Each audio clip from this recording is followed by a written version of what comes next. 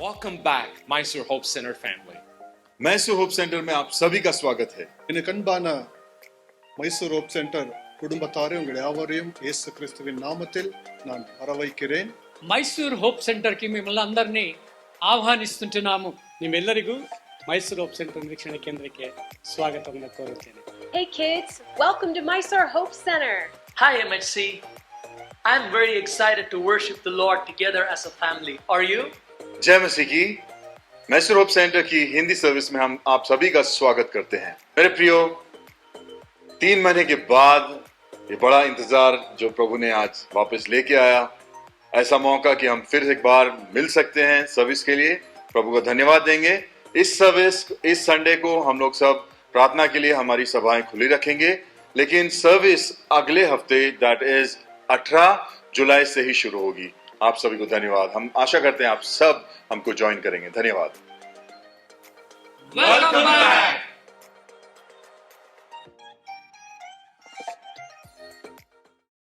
जय मसीह की प्रभु ने हमें एक और मौका दिया है मिलकर आराधना करने के लिए.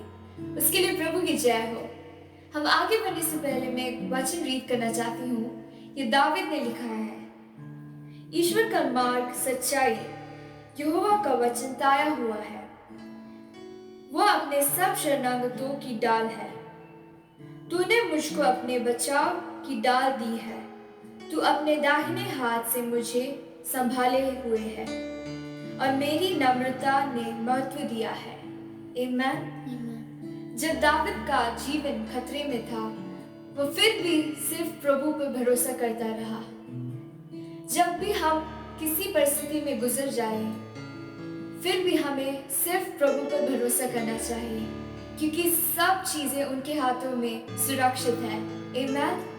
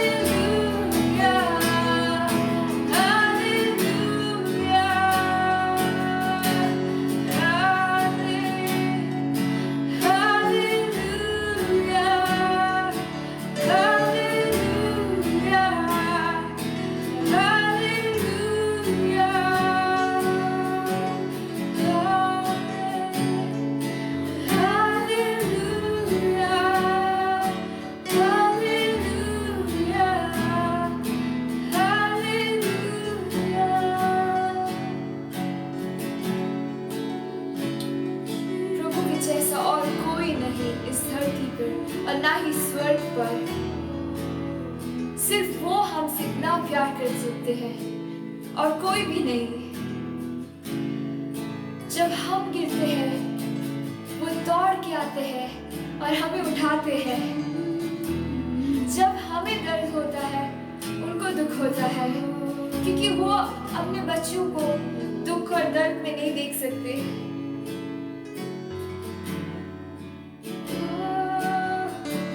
वो हमारे शरण स्थान है, हमारी डाल है, हमेशा हमें सुरक्षित रखते हैं।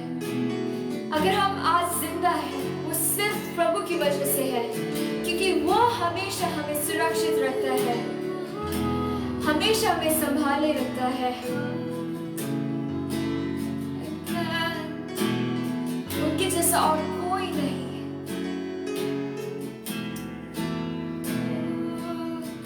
तुमसा कोई नहीं,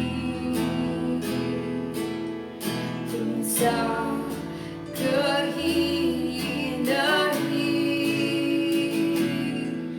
अब है पूरा यकीन, तुमसा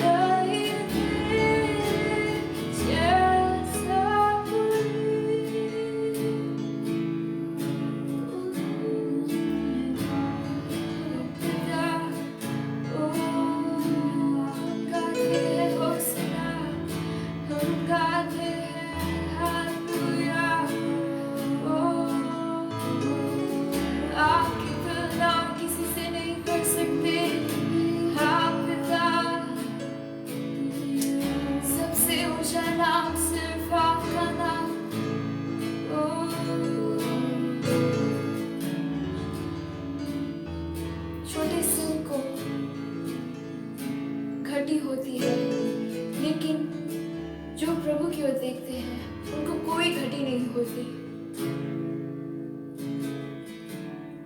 वो हमेशा हमारे बारे में सोचते हैं और हमेशा हमारी जरूरतों को पूरी करते हैं।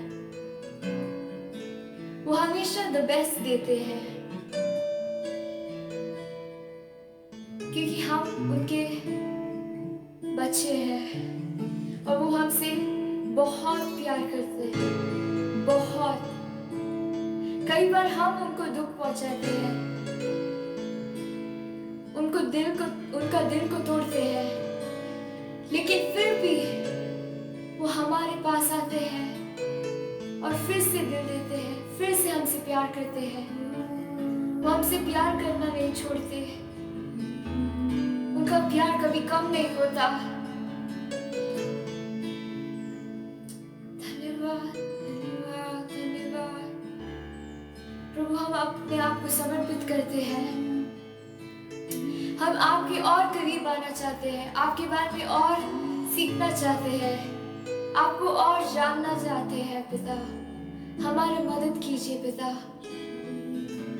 आपके बिना हम कुछ नहीं कर सकते, अपने बल में कुछ नहीं कर सकते। हाँ पिता, हमारी मदद कीजिए पिता। हमसे और बातें कीजिए पिता। आगे के समय जब हम वचन से सुनते हैं, आप हमसे बातें कीजिए, नई नई चीजों को हमें सिखाइए पिता, और हम आपके बारे में और जान सके। हाँ पिता, ये सब यीशु के नाम में मांगते हैं, सुनिए और कबूल कीजिए। आमीन। कलीसिया सबको जय मसीह की। आज मैं आपके सामने एक छोटा सा साक्षी मैं रख रहा हूँ, क्योंकि लॉकडाउन के दौरान प्रभु ने हमको संभाल के रखा और कोई भी मुसीबत आने नहीं दिया। जैसे भजन संगीता 23:1 में प्रभु ने लिखा है, प्रभु बोलते हैं, प्रभु मेरा चरवाहा है, मुझे किसी की चीज़ की कमी नहीं।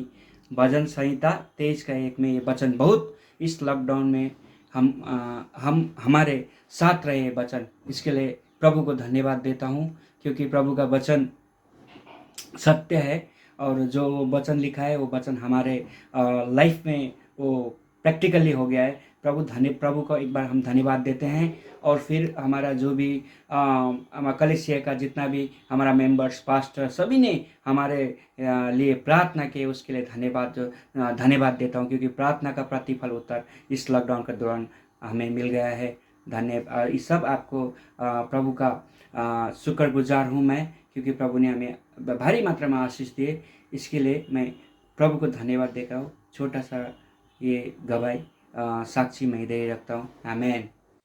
मेरे प्रियो, अब समय हो चला है कि हम अपने दान प्रभु परमेश्वर को देंगे। अपने दशवांश और दान सारी भेंटें प्रभु को चढ़ाएंगे। और इस समय आपके स्क्रीन पे नंबर्स अपीयर हो रहे हैं और ऑल्सो QR कोड दिख रहा होगा आपको। आप उसको स्कैन करके अपने दशवांश और भेंट प्रभु परमेश्वर को चढ़ा सकते हैं। आइए छोटी सी प्रार्थना करें। प्यारे पिता परमेश्वर, तुझे धन्यवाद देते हैं प्रभु, आज के इस समय के लिए, आज के इस दिन के लिए धन्यवाद देते हैं कि तू हमें अगुवाई कर रहा है, तू हमें प्रभु तेरे अनुग्रह से भर रहा है, तेरी दया से भर रहा है।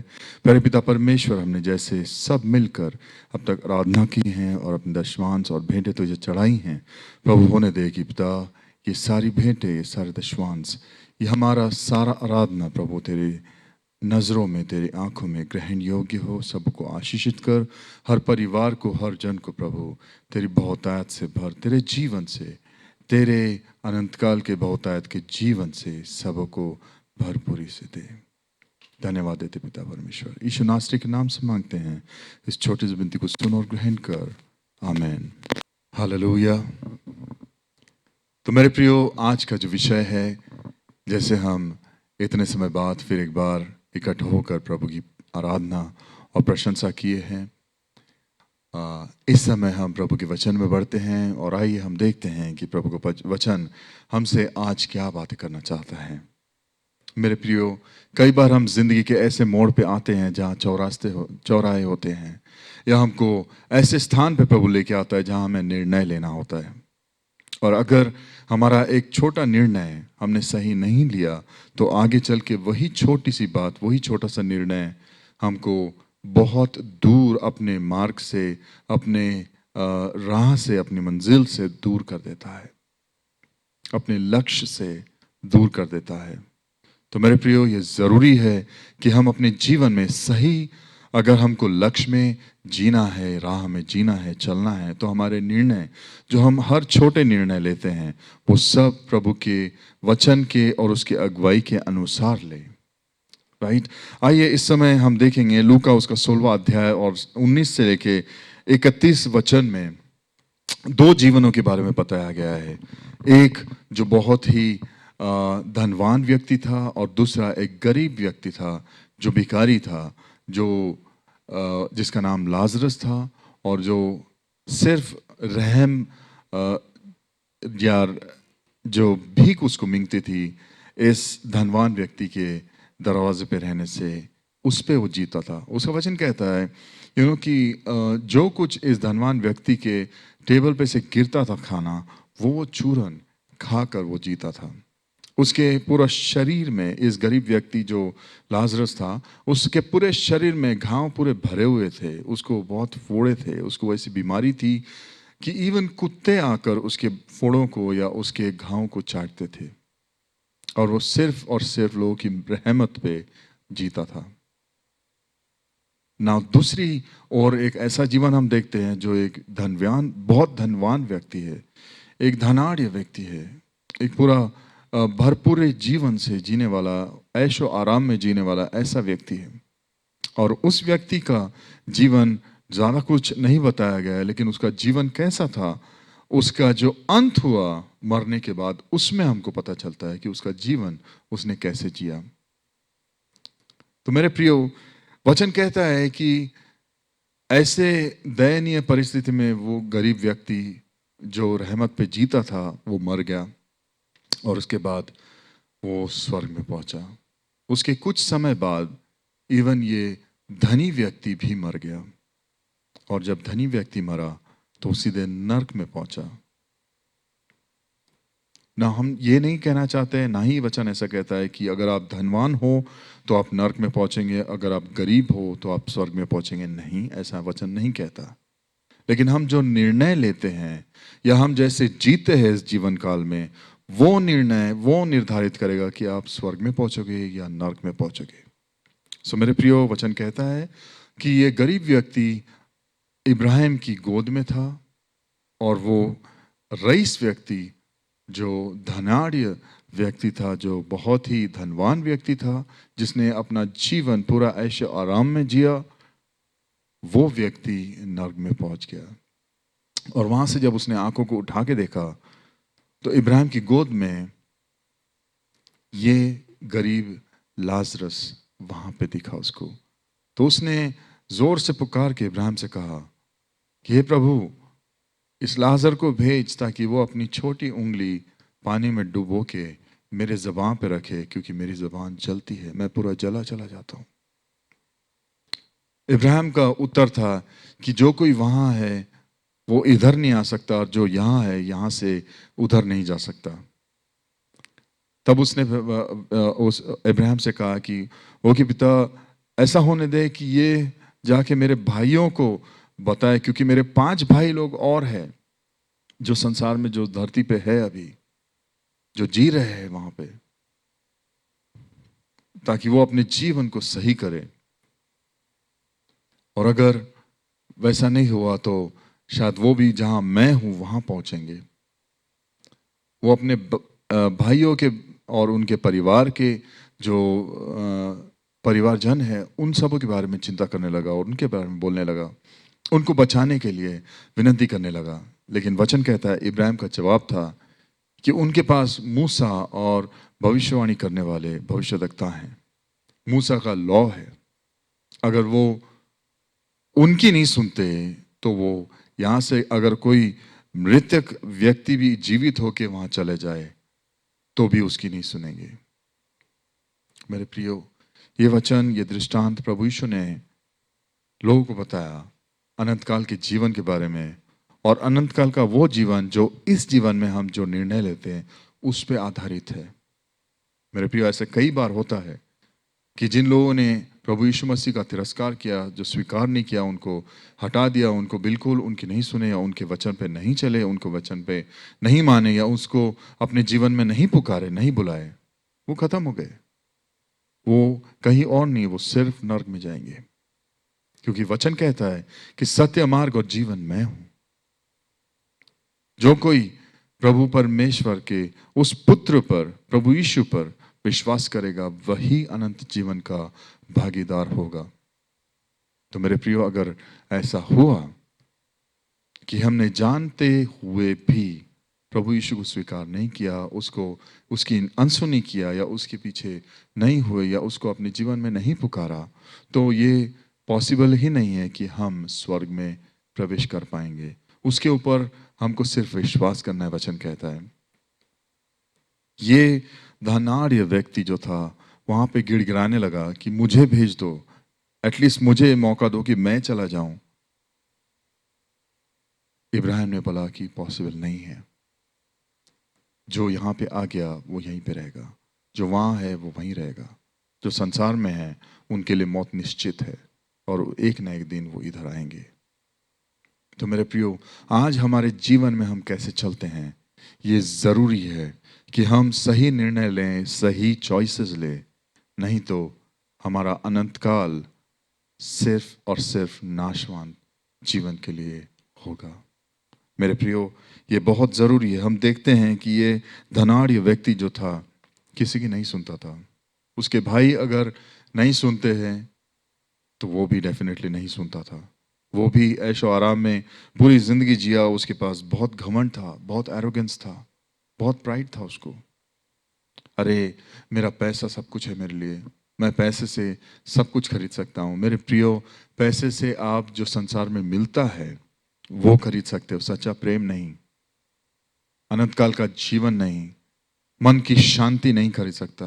आपका पैसा सिर्फ जो चीजें बिकती है दुकानों में वो खरीदा जा सकता है उनसे। लेकिन प्रभु परमेश्वर जब शांति, प्रेम और आनंद देता है, वो आनंद, वो शांति, वो प्रेम, वो अनंत काल का जीवन, वो सुख आप पैसों से नहीं खरीद सकते। हालेलुया।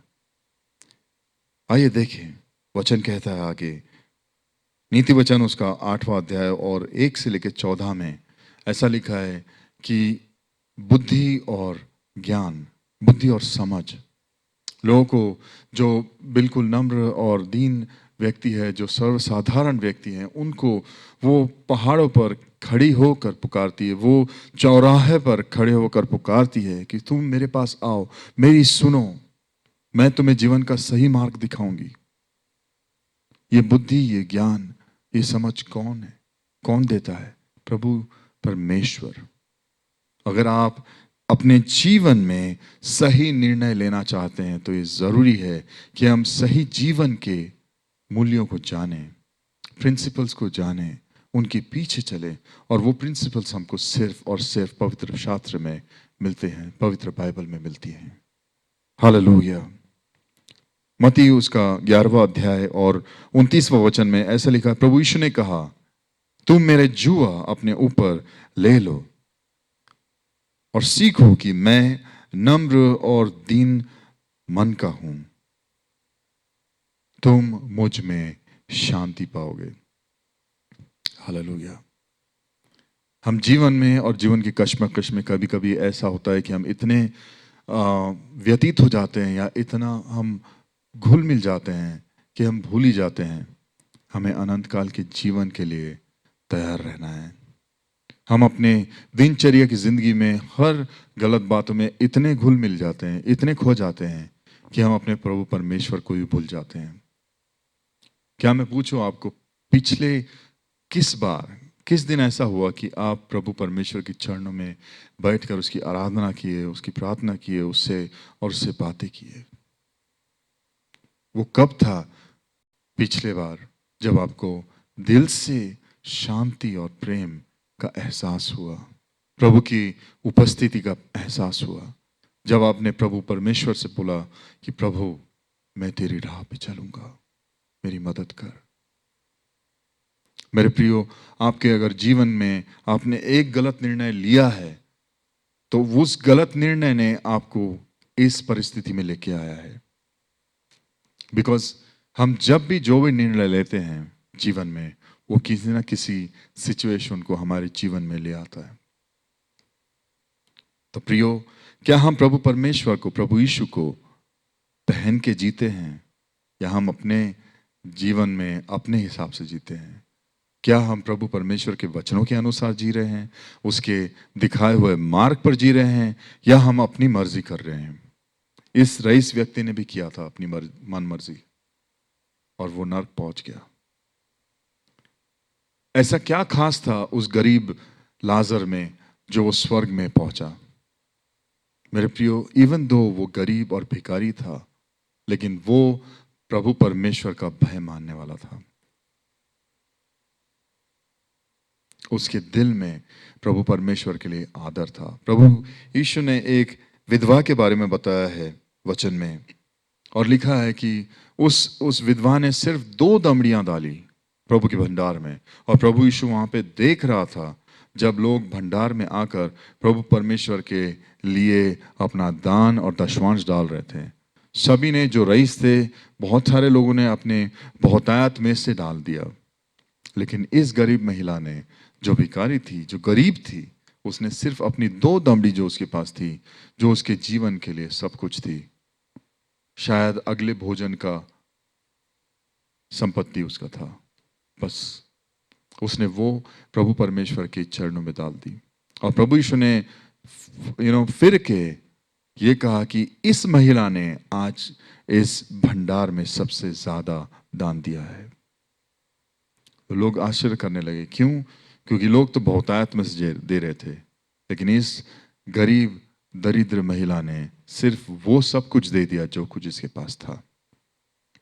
मेरे प्रियो, प्रभु परमेश्वर आपके हृदय को टटोलता है, वो आपके हृदय को ढूंढता है, वो देखना चाहता है कि आप किस मनसा से, किस हृदय से उसके पीछे होके चलते हैं। प्रभु परमेश्वर ने लूका उसका 16वां अध्याय और 29वें वचन में लिखा है कि इब्राहिम ने उसको उत्तर दिया, किसको? उस रईस आदमी को, उस धनवान को उत्तर दिया कि देख, उन सबों के पास जो इस संसार में है, मूसा का न्याय और भविष्यद्वक्ता लोग हैं, वो उनकी अगर नहीं सुनते तो वो तेरी भी नहीं सुनेंगे। मेरे प्रियो, इस संसार में हमारे पास प्रभु परमेश्वर ने पवित्र शास्त्र और बाइबल दिया है। अगर हम प्रभु परमेश्वर के वचन को पढ़ेंगे तो हम अपने जीवन में भलाई को ही पाएंगे। हालेलुया। मत्ती उसका 22वां अध्याय और 9 और 10वें वचन में ऐसा दिखाता है कि जाओ सड़क के किनारे और जो कुछ चरवाहे पे मिले, जो कोई तुमको उन 4 रसों पे मिले, उस चौक पे अगर कोई भी मिले, उन सबों को ले आओ, क्योंकि मेरे भवन में अभी भी बहुत जगह है। प्रभु परमेश्वर ने अपनी मेज तैयार की अपने बेटे की शादी के लिए, लेकिन क्या आप उस मेज में भागीदार होना चाहते हैं? अगर भागीदार होना है तो ये जरूरी है मेरे प्रियो कि आप और मैं प्रभु परमेश्वर के चरणों में आए। उसके अनंत काल के जीवन में हमको अगर भागीदार होना है तो हमको ये जरूरी है कि हम सही निर्णय लें। आप जरा देखिए कि आप निर्णय अपने जीवन में किन चीजों की वजह से लेते हैं। आपको वर्क प्रेशर है, या आपको टाइम का प्रेशर है, या लोगों का प्रेशर है? आप किसके प्रेशर में आके ये निर्णय ले रहे हैं? आप जो भी कर रहे हैं, आप अगर व्यवसाय में गलत रास्ते अपना रहे हैं तो आपको धोखा ही होगा। आप अगर रिश्तों में गलत नींव डाल रहे हैं तो आपको धोखा ही होगा। आप किसी और का घर तोड़ के अपना घर नहीं बसा सकते हैं। आप किसी और के जीवन को उजाड़ के अपना जीवन हष्ट-पुष्ट नहीं कर सकते। वो आशीषित जीवन नहीं होगा। अगर किसी और का नुकसान करके आप अपना घर भर रहे हैं तो वो ऐसे फायदे में कभी भी प्रभु की आशीष नहीं होगी। मेरे प्रिय, वचन बहुत क्लियर रीति से लिखता है कि हमको ये ज़रूरी है कि हम सारे निर्णय सही रीति से ले, हमारे चाहे वो जीवन के निर्णय हो, चाहे काम के लिए, या चाहे शादी के लिए, या रिश्तेदारी के लिए, यानी जीवन में एक नई शुरुआत के लिए। आज ऐसा जीवन काल है, ऐसा समय है जहाँ पे कोरोना की वजह से सब कुछ उथल पुथल हो गया है, और हम ऐसे चौराहे पे खड़े हैं जहाँ पे हमको सही निर्णय की आज ज़रूरत है। आपको नया बिजनेस अगर शुरू करना है, फिर से एक अगर नई नॉर्मल जिंदगी जीना है, तो किसका निर्णय, कैसे निर्णय लेना है? प्रभु यीशु के वचन के जरिए आपको निर्णय लेना है। मेरे प्रियो, पहला कुरिन्थियों उसका 10वां अध्याय और 31 वचन कहता है, जो कुछ तुम करो, चाहे तुम खाओ या पियो, जो कुछ करो सब कुछ प्रभु परमेश्वर की महिमा के लिए करो। क्या ये सिर्फ हमारे खाने और पीने से सीमित है? नहीं, हमारा चाल चलन, हमारी सारी बातें हम प्रभु परमेश्वर की महिमा के लिए अगर करेंगे तो हमारे जीवन में निर्णय सही रहेंगे। हालेलुया। प्रभु परमेश्वर ज्ञान और बुद्धि का देने वाला परमेश्वर है। नीति वचन उसका 2 अध्याय और 6वां वचन कहता है। हालेलुया। नीति वचन उसका 19वां अध्याय और 2 वचन कहता है, मनुष्य का ज्ञान रहित रहना अच्छा नहीं, और जो उतावली से दौड़ता है वह चूक जाता है। हमको हड़बड़ी में जीने के लिए, हड़बड़ी में डिसीजंस लेने के लिए नहीं बुलाया प्रभु ने। उतावली ना करें, डोंट टेक हेस्टी डिसीजंस। हड़बड़ी में कोई भी निर्णय ना लें। प्रभु के चरणों में जाए, प्रभु से प्रार्थना करे, बातें करे, प्रभु से पहले उसके वचन को खोजे, प्रभु से पूछे, लोगों की सलाह लें। जो आपके आत्मिक पिता है, या जो लोग आपके आत्मिक माता पिता के समान है कलीसिया में, उनसे आप थोड़ा सा सलाह लें। प्रभु परमेश्वर समय पर मिलने वाली ऐसी मदद हमेशा अवेलेबल है।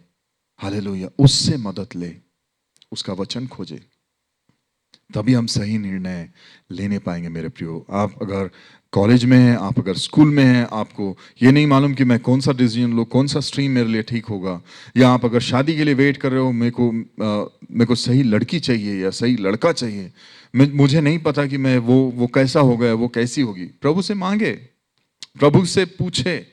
मुझको नहीं पता कि मैं आगे हायर स्टडीज के लिए किस कंट्री में जाऊं, कौन सा इंस्टीट्यूशन लूं, क्या चूज करूं, क्या मेरे लिए सही होगा, क्या गलत होगा। भविष्य में आपने भविष्य को नहीं देखा, प्रभु यीशु मसीह ने देखा है, प्रभु परमेश्वर ने देखा है, वो जानता है, पवित्र आत्मा जानता है। अगर आप प्रभु परमेश्वर के चरणों में बैठेंगे, उससे प्रार्थना करेंगे घुटनों पे आकर, वो प्रभु आपको जरूर बताएगा कि आपको कैसा निर्णय लेना है। मेरे प्रियो, ये जरूरी है कि हम सही निर्णय लें। नीति वचन उसका 16वां अध्याय और 2 वचन कहता है, मनुष्य का सारा चाल चलन अपनी दृष्टि में पवित्र ठहरता है, परंतु यहोवा मन को टटोलता है, मन को तौलता है। आपके मन में आपके एक्चुअली मनसा क्या है वो दिखती है, और वो सिर्फ प्रभु परमेश्वर जानता है और आप जानते हो, और वो आपके मन को टटोलता है कि आप ये डिसीजन ईर्ष्या में होके ले रहे हो, कि हड़बड़ी से ले रहे हो, कि जलन की वजह से ले रहे हो, कि गुस्से में ले रहे हो, कि आप कड़वाहट की वजह से ले रहे हो ऐसा डिसीजन, जैसा आप बिहेव कर रहे हो।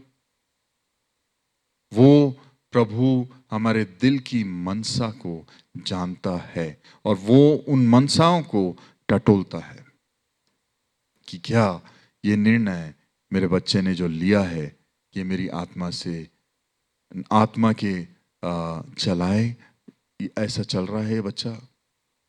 मेरे प्रियो, हमारा निर्णय प्रभु यीशु मसीह के वचन के ऊपर निर्धारित हो। हमारे जो पास्ट एक्सपीरियंसेस है, अगर हम गलत निश्चय हमने 1 बार लिया, 2 बार लिया, 3 बार लिया, और मिस्टेक होता चला जा रहा है, और वही हम रिपीट कर रहे हैं। वचन क्या कहता है? नीति वचन उसका 26वां अध्याय और 11वां वचन ऐसा लिखता है कि जैसा कुत्ता अपनी छांट को चाटता है, वैसे ही मूर्ख अपनी मूर्खता को दोहराता है। Learn from your mistakes. एक कुत्ता हम देखेंगे कि जब वो उल्टी करता है तो वापस वो दौड़ता और उसी उल्टी को वापस चाटता है। ये है गंदगी। और वैसा ही एक मूर्ख व्यक्ति होता है, वचन कहता है, जो अपनी मूर्खता को फिर बार बार दोहराता है। हमको मूर्ख बनने के लिए नहीं बुलाया है परमेश्वर ने। आप अगर जानते हो कि कोई आपको धोखा दे रहा है और आप धोखे पे धोखा खाते चले जा रहे हो, तो मूर्ख हो। हम मूर्खता में निर्णय ले रहे हैं। मेरे प्रियो, संसार में आपको सत्य मार्ग और जीवन देने वाला सिर्फ और सिर्फ प्रभु यीशु मसीह का सत्य वचन है। संसार में और कोई नहीं मिलेगा। जो लोग जानते हैं, जो लोगों ने चखा है, जो लोगों ने उसके अनंतकाल के जीवन को अपनाया है, वही लोग आपको सत्य मार्ग और जीवन की राह बताएंगे। उसका प्रभु परमेश्वर का वचन आपको बताएगा। बाइबल पढ़िए, प्रभु से प्रार्थना करिए, तो अपने निर्णय आप सही ले पाओगे। नीति वचन उसका 11वां अध्याय 4वां वचन कहता है कि कोप के दिन धन से कुछ लाभ नहीं होगा, परंतु धर्म मृत्यु से भी बचाता है।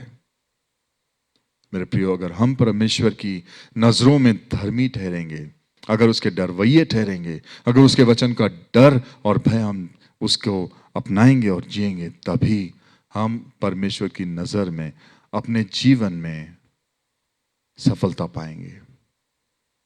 धन से वो धनवान व्यक्ति स्वर्ग में नहीं पहुंच पाया, क्योंकि उसके मन में गलत मनसाएं थी। मेरे प्रियो, हमारे जीवन में कहीं ऐसा ना हो जाए कि हम भी जीवन का सही मार्ग को चूक जाए। आज ये समय है मेरे प्रियो कि आप अपने जीवन को सही करें। आपके जीवन में अगर कुछ गलत है तो वो सही करें, प्रभु से माफी मांगे, प्रभु के चरणों में वापस आए, प्रभु यीशु को अपने जीवन में पुकारे, ग्रहण करें, उसको न्योता दें। आइए प्रार्थना करें। प्यारे पिता परमेश्वर, तेरे अनुग्रह से हमारे जीवन को तू बदल दे। प्रभु दया कर कि आज मेरे पिता हर एक मन, हर एक व्यक्ति ने जिसने निर्णय लिया है कि वो तेरे वचन के अनुसार चलेंगे, या वो तेरे वचन पे चलना चाहते, या वो तेरे मार्गदर्शन में जीना चाहते, प्रभु उन सबको मदद कर। मेरे पिता, तेरे हाथ में तेरे प्रिय बच्चों को सौंप देते हैं। प्रभु तुझसे मांगते हैं कि प्रभु तेरा अनुग्रह होने दे, तेरी दया होने दे हर परिवार पर, हर व्यक्ति पर। तेरी बहुतायत की आशीष होने दे। प्रभु तेरे मार्गदर्शन में तेरे बच्चे जिएं और बहुतायत से सफलता पाते चले जाएं। जो लोग अपने जीवन के निर्णय लेने के लिए व्याकुल हैं, प्रभु उनके हर एक पल में प्रभु उनकी तो मार्गदर्शन कर, उनको अगुवाई कर, और प्रभु तू उनकी देखभाल कर। मेरे पिता, तेरे हाथ में हर परिवार को, हर व्यक्ति को सौंपते हैं। सबों का भला हो, सबों को बहुतायत का जीवन मिले, तो सबों को प्रभु तेरी आशीष, प्रेम और आनंद और सुरक्षा मिले। प्रभु यीशु मसीह के नाम से इस छोटे विनती को मांगते हैं, सुन और ग्रहण कर। आमीन। आइए आशीष वचन ग्रहण करें। अब हमारे परमेश्वर पिता का प्रेम, प्रभु यीशु मसीह का अनुग्रह और पवित्र आत्मा की संगति हमारे साथ सदा और सर्वदा बनी रहे। आमीन। Praise the Lord.